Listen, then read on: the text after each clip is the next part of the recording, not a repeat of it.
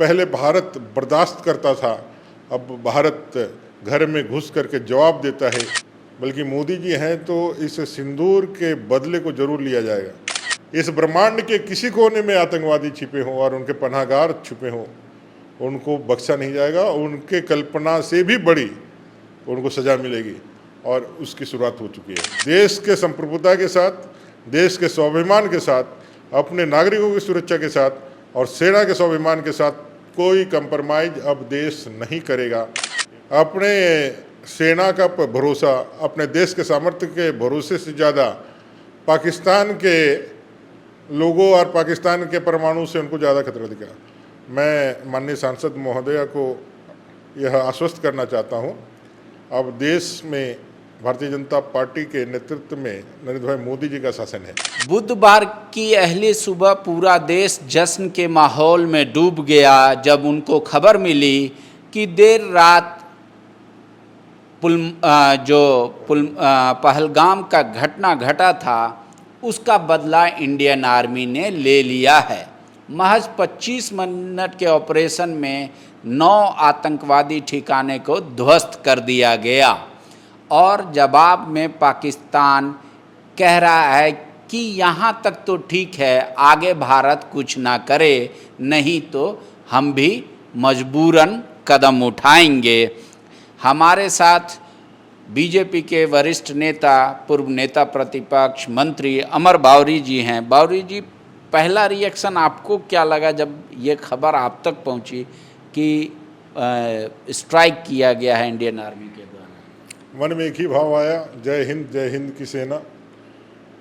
यह स्वाभाविक था क्योंकि देश में मोदी जी की सरकार है और मोदी जी के होने से लोगों को ये लगता था कि 26/11 जैसे इस दुस्साहसिक घटना को भुला नहीं दिया जाएगा निंदा मात्र करने से, बल्कि मोदी जी हैं तो इस सिंदूर के बदले को जरूर लिया जाएगा।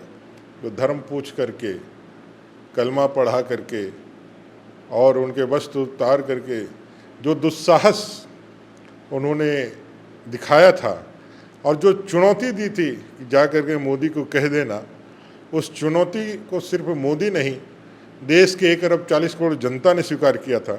और आज रात इसका बदला लिया।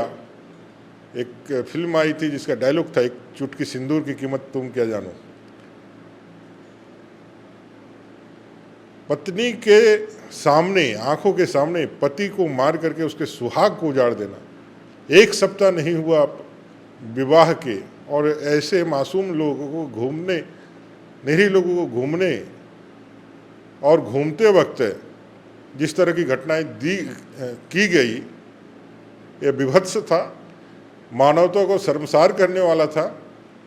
और इस देश के अंदर जो एक प्रयास था कि देश का जो सांप्रदायिक ताना बाना है वो विखंडित हो जाए और देश में सांप्रदायिक हिंसा भड़क जाए, तो देश ने भी अपनी एकजुटता दिखलाई और भारतीय सेना ने अपने पराक्रम, अपने शासन के मदद से जो उनको अभय मिला, जो उनको निर्देश मिला कि आप स्वतंत्र हैं, इसका बदला लेने के लिए अपने पूर्ववर्ती पराक्रम को पुनः दोहराते हुए भारतीय सेना ने 9 ठिकानों को, जो आतंकवादियों के लॉन्चिंग पैड हैं, जहां आतंकवादी ट्रेनिंग लेते हैं, डेविड हेडली, अजमल कसाब जैसे आतंकवादी जहां ट्रेनिंग लेकर के भारत को हमेशा लहूलुहान करते हैं, ऐसे 9 ठिकानों को टारगेटेड इतनी शार्पली और इतनी सटीकता के साथ उड़ाया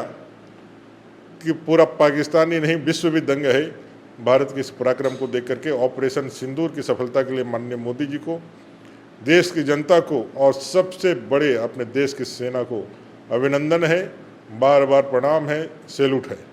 लेकिन पाकिस्तान के द्वारा जो एजेंसियां खबर जारी कर रही है कि मस्जिदों को, मदरसों को टारगेट किया गया, वो कह रहे ये चीज़ अवॉइड करना था। आतंकवादियों का पनाहगार जो अपने सुरक्षा कवच के रूप में ऐसे धार्मिक स्थलों का सहारा लेते हैं, उन के पनाहगारों को टारगेटेड किया गया। वो इंसानियत के दुश्मन हैं, वो मानवता के दुश्मन हैं, वो शांति के दुश्मन हैं। आज ऐसे आतंकवादी मानसिकता का पीड़ा, चुनौती पूरा विश्व झेल रहा है, चाहे वो इंग्लैंड हो, चाहे ऑस्ट्रेलिया हो, चाहे फ्रांस हो। कोई ऐसा देश नहीं है जो इस मानसिकता से अछूता है। भारत तो 3 दशकों से ज़्यादा समय से इस छद्म युद्ध, इस आतंकवादी घटनाओं से लगातार लहूलुहान होता रहा है। पहले भारत बर्दाश्त करता था, अब भारत घर में घुस करके जवाब देता है। यही बड़ा अंतर अब देखने को मिला है, पहले के सर्जिकल स्ट्राइक या फिर एयर स्ट्राइक और अभी ऑपरेशन सिंदूर। अब ये दिखलाता है कि भारत चुप नहीं रहने वाला। छेड़ोगे तो छोड़ेंगे नहीं, करोगे तो ना भूलेंगे ना माफ़ करेंगे। दुनिया के किसी कोने में, प्रधानमंत्री जी ने कहा था, इस ब्रह्मांड के किसी कोने में आतंकवादी छिपे हों और उनके पनाहगार छुपे हों, उनको बख्शा नहीं जाएगा। उनके कल्पना से भी बड़ी उनको सज़ा मिलेगी और उसकी शुरुआत हो चुकी है। लेकिन यहाँ जेएमएम के राज्यसभा के मेंबर हैं महुआ जी ने कहा कि ज़्यादा उत्साहित होकर कोई कदम नहीं उठाना चाहिए, चूँकि पाकिस्तान के पास भी वो भी न्यूक्लियर पावर से युक्त हैं, तो सोच समझकर फैसला लेना चाहिए केंद्र सरकार को।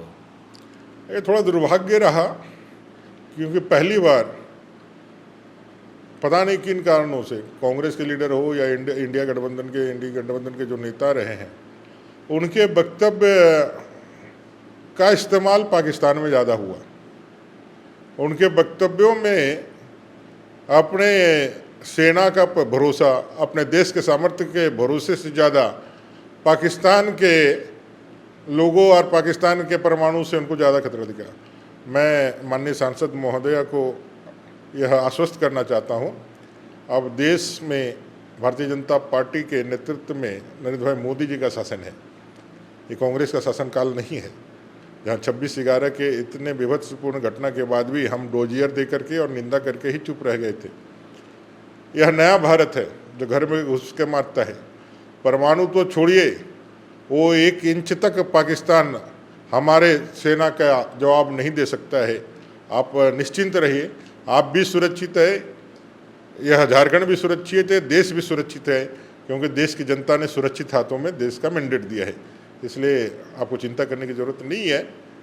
अगर कोई हमें छेड़ेगा तो छोड़ेंगे नहीं, इस बात को आप भी गांठ बांध करके रख लीजिए। देश के संप्रभुता, देश की सुरक्षा और देश को अगर ज़रूरत पड़े तो हम जैसे लाखों लोग, अरबों लोग अपना सर्वस्व निछावर करने के लिए तैयार बैठे हैं। देश के संप्रभुता के साथ, देश के स्वाभिमान के साथ, अपने नागरिकों की सुरक्षा के साथ और सेना के स्वाभिमान के साथ कोई कंप्रोमाइज अब देश नहीं करेगा। ये बात सबको समझनी चाहिए और इसी समझ के साथ, एकजुटता के साथ दुश्मन देशों को जवाब देना चाहिए। लेकिन देखिए, पूरे आज भारत में हर जगह पटाखे छूट रहे हैं, मिठाइयाँ बांटी जा रही है, सब कुछ हो रहा है, पर जो आम जनता है वो कह रहे दिल मांगे मोर। वो कह रहे हैं कि ये टीजर है, हम इससे बहुत ज़्यादा मतलब सेटिस्फाइड नहीं है। खुश तो हैं लेकिन सेटिस्फाइड नहीं है। हमको इंदिरा गांधी के जब शासनकाल में जब पाकिस्तान के टुकड़े किए गए वैसा कुछ चाहिए भारत से, निर्णायक चाहते। वो कह रहे ये आखिरी हो, फिर बार बार जो छद्म युद्ध हो रहा ये ना हो, ऐसा सबक सिखाया जाए। 1971 का जो वार था वो पूर्ण वार था, वो पूर्ण युद्ध थी। अभी आतंकवाद के खिलाफ कार्रवाइयाँ चल रही है और अभी तो बस शुरुआत है। हमारी लड़ाई पाकिस्तान से, अगर आप यदि इसमें देखें तो हमारी लड़ाई सीधे पाकिस्तान की सरकार या पाकिस्तान गणराज्य से नहीं है। अभी हमारी लड़ाई आतंकवादियों से है और आतंकवादियों को संरक्षण देने वाले पाकिस्तान सरकार से है, जो वहाँ उनको संरक्षण दे रही है, उनका पोषण कर रही है और उनको जो है इस तरह के घटना करने में मदद कर रही है। आज भी देखे होंगे जितने भी आतंकवादी आज जो मरे हैं उनके जनाजे में पाकिस्तान के आर्मी खड़ी दिख रही है। तो ये पूरी तरह से मैं समझता हूं कि पाकिस्तान अब जो है आतंकवादियों के हाथ में चला गया है और आतंकवादी ताकतें ही पाकिस्तान को पूरी तरह से निर्देशित और संचालित भी कर रही है। अगर वार होता है तो निश्चित रूप से 1971 और 1952 वाली घटना, 1962 वाली घटना इस तरह से नहीं होगा। इस बार वार होगा तो जितनी ज़मीन हम जीतेंगे वो हमारे कब्जे में भी होगा। ये तो समय तय करेगा क्या क्या है। हमें बस अपना जो है तैयारी रखना है, अपने देश सरकार के साथ खड़े रहना है और सरकार के जो निर्देशन है उसका पालन करना है। अभी मॉक ड्रिल के लिए जिस तरह से अभी अभ्यास चल रहा है उसमें सभी नागरिक उसमें बढ़ चढ़ करके हिस्सा लें और अपने को सजग बना के रखें और यह समय तय करेगा कि आने वाले समय में क्या होगा। अभी हम क्या बताएं, क्या हमारे दिल में है। ये तो टीजर है, निश्चित रूप से ट्रेलर है। आतंकवाद के खिलाफ निर्णायक लड़ाई प्रारंभ हो चुकी है और इस बार भारत जो है यह काम भविष्य के हाथ नहीं छोड़ेगा। इस बार यह काम अपने वर्तमान में ही पूरा करेगा। एक आखिरी सवाल, खड़गे जी आए थे, कांग्रेस के राष्ट्रीय अध्यक्ष। उन्होंने कहा कि हम सरकार, केंद्र सरकार को पूर्ण समर्थन दे रखा है कि जो भी फैसला करेगी, जो भी निर्णय लेगी, हम उसके साथ हैं। लेकिन उन्होंने एक बात और रेखांकित किया कि देश के प्रधानमंत्री को ऐसी घटना की जानकारी हो गई थी, इंटेलिजेंस इनपुट था, इसलिए प्रधानमंत्री ने अपना दौरा रद्द किया, लेकिन टूरिस्टों को सुरक्षा मुहैया नहीं कराया गया। मतलब सिक्योरिटी लैप्सेस हुआ और वो कह रहे उसके लिए जिम्मेदार हैं आप। ये पूरी तरह से एक राजनीतिक बयान है, क्योंकि जब ये घटना घटित हुई तो सारे भारत को एक करने के लिए सभी राजनीतिक दलों के प्रतिनिधियों को गृह मंत्री जी की अध्यक्षता में बुलाया गया था, रक्षा मंत्री जी की अध्यक्षता में बुलाया गया था और सभी लोगों को बताया भी गया था कि किस तरह से कहाँ चूक हुई। निश्चित रूप से चूक हुई, तभी घटना हुई, तभी जाकर के सर्वदलीय बैठक भी बुलाई गई। भारतीय सरकार ने इसको स्वीकार किया, उसको ठीक करने का काम भी उन्होंने प्रारंभ करा। लेकिन इस तरह का वक्तव्य दे करके अगर आपके पास सही मायने में कोई इस तरह के इनपुट है तो उसको सार्वजनिक कर रही है। जो प्रधानमंत्री, उन्होंने जो बयान, मैंने उनके बयान को सुना, कई बार सुना, उन्होंने कहा ऐसा मैंने एक अखबार में पढ़ा। ऐसा उन्होंने कौन से अखबार में पढ़ा जिसको उद्धरण लेकर के वो जनता के बीच में यह बात रख करके जनता के मन मस्तिष्क में भी एक भ्रम पैदा करने का, सेना के मनोबल को भी घटाने का, इंटेलिजेंस इनपुट को भी उसको भी कटघरे में करने का जो यह कुत्सित प्रयास उनके द्वारा किया जाता है। इसीलिए मैं कह रहा हूँ कांग्रेस ने भले ही समर्थन किया है कि भाई ये तो मजबूरी है उनकी, क्योंकि देश तो कांग्रेस के हाथ का नहीं है ना। देश तो कांग्रेस नहीं है, कांग्रेस माने देश तो नहीं है। देश की अपनी संप्रभु जनता है और वो जानती है कि ये संप्रभुता हमारे लिए कितना मायने रखती है। ये देश जितना हमारी सीमा है सुरक्षित रहेगी और सीमा के अंदर हम रहने वाले लोग, हम संप्रभु रहेंगे तभी जा कर के हम आज़ाद रहेगा, तभी हमारे संप्रभु रहेंगे। इसलिए कांग्रेस के बहकावे में उसके चक्कर में तो नहीं आने वाली। उनको मालूम था, मजबूरी था, इसलिए वो एक साथ खड़े हुए। लेकिन उनके नेताओं ने जो वक्तव्य, जो बयान दिए, वो पूरी तरह से अल्टर था। सिद्धारमैया मुख्यमंत्री कर्नाटका, नेता प्रतिपक्ष कांग्रेस के महाराष्ट्र, पूर्व मुख्यमंत्री आपके पंजाब, इन लोगों का वक्तव्य क्या था? कांग्रेस के प्रदेश अध्यक्ष उत्तर प्रदेश, इन लोगों का वक्तव्य क्या था? जो सबूत मांगते, जो मनोबल को तोड़ने का काम करते, जो सेना को हमेशा कटघरे में खड़ा करने का काम करते, ऐसे लोग फिर से भारत के मनोबल को, जब उनके पास मौके थे 26/11, मैं तो बहुत पुराने घटनाओं को नहीं, 26/11 की घटना को याद दिलाता हूँ। जब कांग्रेस की सत्ता थी उन्होंने क्या एक्शन लिया था, उन्होंने क्या किया था। इसलिए कांग्रेस को अब चुपचाप जो है भारत के सरकार के साथ खड़ा रह करके सेना का मनोबल बढ़ाने का काम करना चाहिए, ना कि सेना के मनोबल को घटाने वाले बयान दे करके पाकिस्तान के मनोबल को ऊंचा करने का काम करना चाहिए। लेकिन बॉर्डर जैसे घटना घटी, जिस तरीके से भारत ने बदला लिया, उसके बाद बॉर्डर के आसपास के लोग, आज सुबह से वो खबर आ रही है कि वो लोग वहाँ से छोड़ के जा रहे हैं अपना गांव। भारत में भी कई सोशल मीडिया में ये खबरें आ रही है कि लोग ज़्यादा से ज़्यादा चावल, दाल, राशन स्टॉक कर रहे हैं। उन लोगों को क्या कहेंगे, भारत के आम जनमानस को, जो गरीब तबका है, खासकर मिडिल क्लास है? देखिए, भारत की सरकार पे भरोसा रखिए। भारत अपने सीमाओं की रक्षा करने के लिए, अपने नागरिकों की रक्षा करने के लिए और हर दुश्मन देश को उसका उसी भाषा में जवाब देने के लिए पूरी तरह से तैयार है। पूरी तरह से सक्षम है। आज अमेरिका, आज रसिया, चाइना के बाद भारत सामरिक रूप से विश्व का चौथा सबसे बड़ा देश है। 1 अरब 40 करोड़ देशवासियों का ये देश जब इकट्ठा खड़ा होकर के अपने स्वाभिमान के लिए, अपने गणतंत्र के लिए, अपने संप्रभुता के लिए लड़ेगा तो विश्व की कोई ताकत भारत को झुका नहीं सकती है, डिगा नहीं सकती है।